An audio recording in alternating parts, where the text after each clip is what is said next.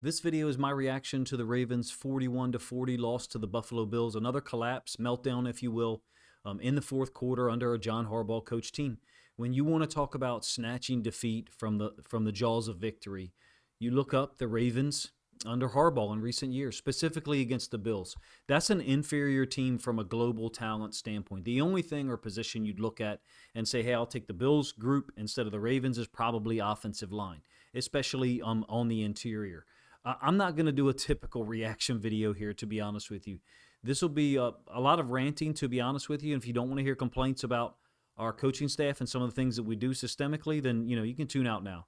I don't know that this team is anywhere near what you would want them to be in week one. And it's frustrating for fans. It's a professional football organization, and the head coach and the staff get paid millions of dollars to have these guys prepared, and they did not. And here's what I mean. To find a way to lose involves a number of things. In this particular case, right, here's some.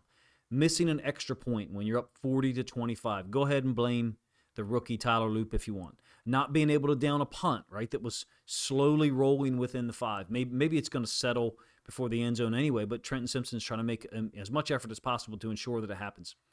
Trying to lateral an interception to an outside linebacker. I'm talking about Kyle Hamilton on the two-point conversion. Fortunately, Van Noy had the awareness to go ahead and take a knee so that nothing bad happened, right? Like we didn't give a point back to them. Fumbling the ball away in the fourth quarter against a defense with us below average talent for the NFL, at least tonight, what was out there. They didn't have DBs that could cover us. Their mythical corner, Christian Benford, I thought got exposed on the catch that you see right there, as well as what should have been a defensive pass interference on a third down call where he's holding 10 or 12 yards downfield. The Ravens, when I call them below average, I recognize some people aren't going to agree. The Ravens averaged over 8 yards per play. Still figured out how to lose. Right now, our defense is every bit as clueless as they were a year ago. We're a year ago minus 1 week, right, after we began the season 0-2. That's the thing that's frustrating, I think, for Ravens fans and for myself, is that this is a professional football organization. The head coach gets paid millions of dollars. I think just got extended within the last year and a half. And we can't come out prepared to win and close out games better than we have the last 2 seasons with this talent. You've got 2 Hall of Famers in the backfield, Lamar Jackson and Derrick Henry. And you've come out for 2 years in a row and given us a shitty product in terms of the overall finish. And I think that they should be called out on that. I doubt very seriously if Ravens reporters, the people who are there to ask questions every day, are going to do anything other than surface level questions. And once they're given one stiff arm from Harbaugh, it's going to look like Derrick Henry stiff arming a Bills safety. Simply put, I don't think a team capable and prepared to win a Super Bowl, to win a championship, comes out and does these things. Not when you're in front, in the lead, not when you're on the road, in high-pressure environment. The teams that win in the playoffs can execute in those moments, and right now this team can't. It's not what anyone wants it to be, this team right now, and to this point, I'm not sure that I can actually stand here and support Harbaugh when these things happen so often. Losing in situations where you have a double-digit lead in the fourth quarter. This Bills team has average talent defensively, but great situational awareness. And that comes from their head coach. We don't get that from ours.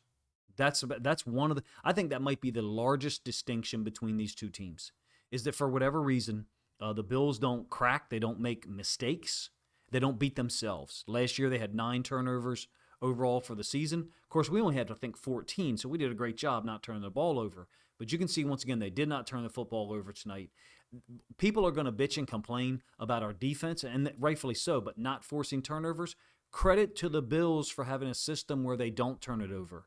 And we do, at least in this case. This is a high-profile situation. I think, and you may think I'm going too far on Harbaugh. That's no problem. You can, tune out now if you wish, but losing teams find a way to lose, and this group has the ability to win 10, 11 games in the regular season immediately, just because of talent. Talking about the Ravens against, the league is watered down. There's so many teams. There's a bunch of teams with less depth, and as we get deeper into the season, because of the way we're built from a front office standpoint, we have a better ability to withstand injuries. So there'll be some games that we win later in the season, mid-season on, that we're just in a better situation.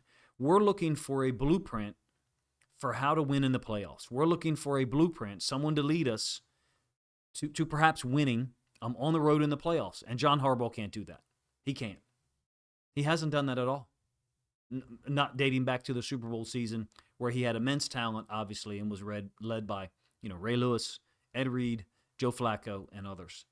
This formula right now looks like the same type of team that'll win 12, maybe 13 games, and then have to go on the road in the AFC divisional round instead of being at home. That's what happened last year in 2024. We had to play the same Bills team on the road and lose a game that we shouldn't have, just like 2020, go into Buffalo instead of being at home. In 2018, the only difference was because of Lamar and Greg Roman, we shocked people, and we ended up 14-2, and it happened at home. I'm just not in a position, to be dishonest with you, and say that these things happen to well-coached teams. Now, everybody out there is a far better coach than I ever was, but it's relative, right? They're coaching against good coaches. They're coaching against great coaches. And in my opinion, when it comes down to having the smallest margin for error right now, the John Harbaugh teams don't stack up. I get it, though. Henry can't fumble, right? That's a valid point. Let's mention some other mistakes. How far do we get down the line what if we got 25 players deep? Then you would just say, oh, the players played bad. I get it. Well, at some point, doesn't the buck stop with the person in charge? Meaning it's indicative of a team that's not prepared for the toughest moments, which this ended up being a tough moment when it should have been. Josh Allen threw the ball 46 times. He's only sacked once, right? So whatever our strategy was tonight, maybe it was to not overcommit, contain Allen, keep him in the pocket, make him throw. It didn't work, right? He threw the ball 46 times. I think he completed 36 of them, but I may be wrong there. The stats aren't flowing through for me for a moment, but in any case, he completed 33 of them. My apologies for that. But the point is, what we do in these big moments doesn't work. And what we do against the best competition doesn't work. Personally, I'm out on Harbaugh being a guy who can get us to a championship until I'm proven otherwise. And I would love to be proven otherwise, next week against the Browns, week 3 against the Lions, and then later on. And I recognize that might lose me some people who want to listen to a more balanced Ravens discourse. You've now lost 2 games to a team, the Bills, that from a defensive personnel standpoint can't match up. They just can't. And I think at some point, I don't know when it'll come, we need a new direction to win the games that we should. That doesn't appear to be coming anytime soon, so it leaves us with a high probability that this is another year that ends much the same way as so many others. And I recognize that it's probably not fun to listen to, nor is it going to gain me extra viewers or people who listen longer, because I'm certainly being overly negative. But if you watch this product consistently beat up on average teams, right, we'll probably blow the doors off the Browns next week. Maybe we beat the Lions in week 3 on Monday Night Football. They're a really good team. They're also searching for answers at this point. But we lose to teams we shouldn't consistently. The Bills, the Steelers last year, the Raiders last year. How are we supposed to think that the things are going to work out and suddenly you won't end up losing games like this in the playoffs? So let me go to some other questions. Perhaps these are from a crazy angle, right? At the moment that we take a 40-25 lead, and we're lining up for the extra point. I think there's a little less than 12 minutes left in the game, right? Henry just had his second touchdown. At that instant, how many things need to occur? How many mistakes need to occur from that moment on for the Ravens to lose? And how many of those things would you blame on individual players occurring at those moments, as opposed to saying, we need to be coached better, we need to be prepared, right? The missed PAT, blame Loop. We actually forced a punt on Allen, the final punt, I think, actually, when we sacked him for once. I think it was not Matabike. On that same drive, however, Awuzie drops an interception that would have given us the ball around midfield. That was a huge moment, right? Blame Awuzie. Go right ahead. He should catch that ball. Yes, I get it. At that point, we have a 15-point lead still. We force a punt where we could have had the ball near midfield, an opportunity to really close the game out. But hell, would a 21 or 22-point lead have been enough with the inside of 12 minutes left? We still have possession of the ball. I think we actually snapped the ball twice with less than 8 minutes left and a 15-point lead. We've got a false start on Tyler Wallace. Then another penalty. This one's on Flowers for moving forward on a middle screen. I actually like the middle screen call. It's a 3rd and 13. Blame Wallace. Blame Flowers. Okay, fine. Maybe those 2 penalties, in fact, they're not game-changing, but How far down the list do we have to get on players? Do we say they made a mistake, they messed up, they got tight, they choked in the fourth quarter before we say, hey, maybe there's a reason, maybe there's an overriding factor.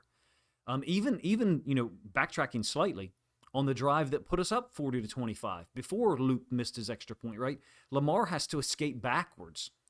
It's a four-man rush. It's not a high-pressure blitz. Don't listen to all that crap that Collinsworth was saying. The Bills weren't bringing blitz pressure every snap.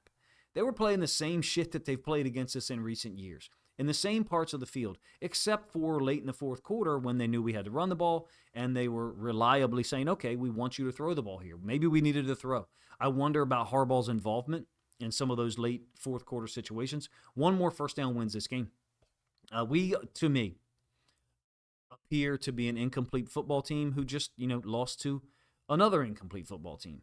Kind of the way the NFL wants it, right? Globally, they want games like this. And from a Ravens standpoint, there's a lot of bad to discuss. I'm going to focus on two plays here, and then I'm going to be done because it's not worth my time to do 40-minute reaction videos to stuff like this, right? We have no one on the running back on the play where Cook, I think it's early fourth quarter, it might be the late third. Cook breaks a couple of tackles, one of which I think is Roquan, and then Wiggins tracks him, Cook, down right at the one. This is a group that you really can't trust overall, players and coaches, until they prove it, right? And to link it to what I try to do a little bit, I'm going to tell you this. I wondered why last week, like leading up to week one, there was like zero interest in Ravens previews, just none. Seahawks videos, engagement through the roof. Lions videos, pretty good too. And I was like, what is going on? Like, what? Maybe there's just so many Ravens content creators. People watch all kinds of stuff. And I made up my mind last week. I was like, all right, I'm not going to waste so many hours creating it's a colossal time investment to watch film and try to give you conclusions, and there's just no return on it. Well, now I get it. Right now I absolutely get it. People knew not to buy or invest their time when the possibility of stuff like this is high, and that's the frustration. Look, we can recall the Dolphins' loss in 2022, the Raiders last year. I would even throw in the Colts game, week 3 of 2023, that the first Gardner Minshew game, right, where he came to Baltimore and beat us early in the season. The Browns last year. This is a group with Derrick Henry and Lamar Jackson in the backfield. We figured out a way to lose to Jameis Winston, okay? Nothing this team does for me surprises me at this point. I want to rant a little longer and mention the two things that I'm really most frustrated by. Besides the situation with no one covering Cook in the third quarter. I think it's 35-19 at that point. Of course, they go down and score to make it 35-24, 35-25. Maybe I got my score wrong there. But the point is, you get it. A professional football team in a blitz situation, someone needs to be on the running back. I'm actually more frustrated by the end of second quarter situation. To that point, Henry is gashing him. They've maybe tackled him 4 times at that point, within a 5-yard gain, shorter than a 5-yard gain. Our inability to close people out starts there, late second quarter. The seeds for this loss, in my opinion, were planted. You've got the fumble by Justice Hill. We're going option stuff when they have no ability to stop Henry. And they still don't, even as the game has ended, right? Unless the only time they stop Henry is like when we go jumbo 22, like we did on the fumble. But late second quarter, we left points out there, in my opinion. And then, to compound that, we give up a field goal to the Bills, who had no timeouts left and only 25 seconds left in the half. An unconscionable mistake, if you ask me. I think on our field goal by loop, late second quarter, I think we snapped the ball with 3 seconds left in the play clock. I could be wrong there, but it reminded me of something. That's late second quarter situation when, they brought us back on the field. They gave the Bills another second. To my mind, I replayed it once. It looked like 8 seconds to me with 6 seconds left on the clock, whatever. I get it now why Belichick has said some of the things he said before about the Ravens. Our ability to beat ourselves. It's just really unreal how they can figure out how to lose some of these games. And that's a situation in the second quarter was totally one-sided, right? The Ravens largely controlling the whole second quarter with the running game, tough physical defense. I think we actually got a stop and very easily could have had another one. The late second quarter leaves a bad taste in your mouth and, like I said, plants the seeds for what occurs later. It was a fantastic opportunity, man, to double up, meaning touchdown end of the second quarter. or at worst, get a field goal and then don't let the Bills score. We let them get a field goal to match us. So, yes, even though we scored a touchdown to open the third quarter, wasted opportunity, in my opinion. And those things continue to happen. I think we're a very below average team when we were getting the ball to start the third quarter and navigating those situations, at least how it works out. Teams like Belichick and even the Chiefs, who I out and out hate, they handle those situations better. But for that moment, I was frustrated with our play calls. I want to see them have to tackle Henry unless something's wrong with him late in the second quarter. We go in another direction. We go option. To a certain degree, we're an option team, so we're going to have read plays. And in this case, it's a 15-yard loss to Justice Hill on what looked like a read play. Fumble was forced by Bosa. Then that weirdly timed play where Lamar kind of keeps it for a run. I didn't even really like that call. Like, let's just run the ball and take a little bit longer time such that the Bills, don't have the ability to get a field goal out of it. They had no timeouts left. We didn't rush anyone. I'm fine with that, if that's what we want to do. But unless I'm doing my math wrong, right? If we don't rush anyone on Allen when there's 6 seconds left and they have 5 eligible receivers and the quarterback's throwing the ball, by my math, we've got them doubled up. We've got 11 to cover. And Kincaid somehow makes a catch along the sideline. Personally, if you were to ask me, can they actually get that play off and have 1 second remaining? No, I don't think so. But I've only looked at it one time. So whether that was warranted or not, the 1 second being added back, I really couldn't care less. My point is, why are we not in a better position to handle that, closing out the half to keep a 20 to 10 lead? It ended up being 20 to 13. I think that's about as poorly managed as it could be in the NFL. The final 2 minutes of a half. You may have a different opinion. From an offensive coordinator standpoint, the play calls. Not making them tackle our running backs on direct flow stuff. We were running the ball really well to our right side. I have no idea what was happening, but we got things done over there. I would like to have seen some more of that on that last possession in the second quarter. Then giving up the late field goal, unconscionable in my opinion. It's a 20 to 13 game. We've outgained them at the half, 212 to 167, and that includes, their 167 includes a 26-yard catch and a 22-yard catch by Shakir and Kincaid in the final minute of that half. We had 160 rushing yards on 17 attempts. We're at 9.4 yards per carry, and my notes said you have to think the Bills will do a better job in the second half. Wrong. They're just not capable. They're not capable of stopping our run game for 4 quarters. Henry ran all over them. A lot of production off the right side tonight. In fact, we have more trouble running to our left when Rosengarten and Falele just can't figure out how to actually combo and help each other. Falele, because of his limitations on run plays to our left, he's not really helping Rosengarten out much at all. Rosengarten's still at fault here, particularly for the other fumble, I think, on Henry later in the game where I think Henry's trying to stiff arm. But the point is, Falele and Rosengarten can't figure out how to help each other out on run plays. They're not good working together. It's not a good duo over there. But the last thing I'll mention in terms of blowing this one is the inability to get someone on the running back. I'll move on after that. It's the long catch and run by Cook in the fourth quarter. It's 34-19 at that point, like I said. It's not a screen. They haven't set up a screen. The running back is crossing Cook's face, and he's going out into the flats. Collinsworth spent all this time praising Josh Allen for sliding the offensive line to the left. It's like, well, the running back's going to the right, so of course they're going to slide the line to the left. The running back's going to work in the opposite direction. That's called slide pro. No one shows up. He goes out in the flats, and no one covers Cook. I think Humphrey's covering Shakir, and that can't happen. That doesn't happen to good defenses, let alone great ones. We're in the same situation defensively that we were a year ago. We blew this one, had the football up 40-25 with 9 and then 8 minutes left. In my opinion, given the lack of impact on the defensive side, there should have been real consideration for going for it on 4th and 3 with less than 2 minutes left, which sounds ridiculous. I'm not one of those guys. In fact, I cringe at so much of the teams going for it on 4th down now. But it was obvious to me we weren't going to stop the Bills. Not sure who was playing well in coverage. No one looks capable of matching up. Whatever we're doing, what would you have done? I guess, right? We're only up 2. It's 40-38. The Bills' offense is going touchdown on their previous 2 drives. to get to 40-38, I would have been fine going for it. At least it's a chance to close the game. I'm not one of those guys. I'm old school.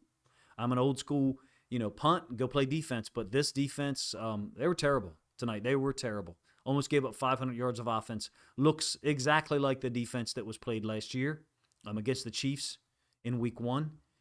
But in terms of that 4th and 3 decision, or it's a long 2 maybe, whatever, or long 3, or Lamar apparently was cramping, but we have other players in place. And I think that it should have been a consideration. Whether you decide to or not, I don't know what would have been the right mode, but I do know this. Buffalo doesn't beat themselves. They played the same coverages in the same part of the field that we all thought they would, or those of us who watch film and research it. They have a rookie corner out there who can't play man. And another guy, Benford, who is really overrated. You saw that with the touchdown for Hopkins. He's holding on that play. He could be called on that play. He's certainly holding on the 3rd and 10 to Bateman that goes up the right hash. I do want to give credit and shout out to Josh, who in 2022, after the Giants loss, in the comment section, said, eventually you'll be a Harbaugh has to go guy. And at this point, I've seen enough to be upfront about it. And if you don't like it, I'm sorry, but that's where I'm at after watching us lose to the Chiefs in the AFC Championship game. We're unprepared. On both sides of the ball, we're unprepared. Lose to the Bills last year in the playoffs. And here now we've lost 2 in a row to them, right? And this is a colossal defeat in front of a national TV audience, 0-1 start, late game collapse. This is far worse than the loss to the Chiefs last year. Kansas City was just better a year ago. In this case, it's another game where, as Ravens fans, we got to sit back and wonder how we figured out a way to lose this game. And then the next time we're up 12, or the next time we're up 15. I mean, up 15. And it's not like you even lose it in overtime.